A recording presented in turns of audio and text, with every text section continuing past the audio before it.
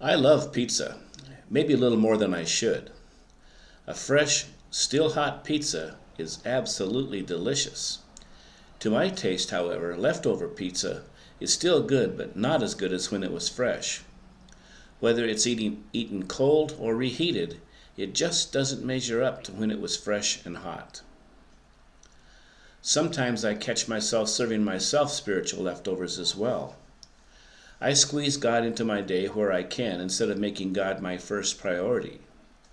There have been days I've failed to read God's Word, and there have been times I have said a quick thank you to God in the morning while failing to appreciate all the opportunities God places before me each day. Because of that, there have been times when I have served leftovers to others as well. I follow my own will first and consider God's will as an afterthought or after my way hasn't worked out. Does any of this sound familiar?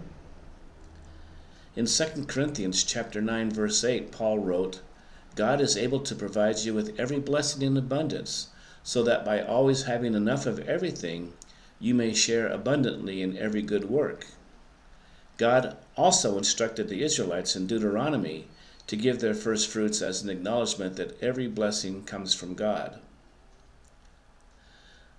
Out of that concept comes the practice of tithing. What God taught the Israelites back then still applies to us today. When we give God our first fruits, we acknowledge that God is sovereign over us. We acknowledge that everything we have comes from God, and we are giving back to God. I believe tithing involves more than our money or our crops. It also includes our time and our efforts. Having that level of awareness of how God is connected to us helps keep the excitement of having God in our lives alive. It gives us not only the courage to do God's will each day, but the desire to spread God's message to others in both words and deeds. So keep the faith. God is always with you, and keep praying for each other in your daily prayers. God's blessings to all of you.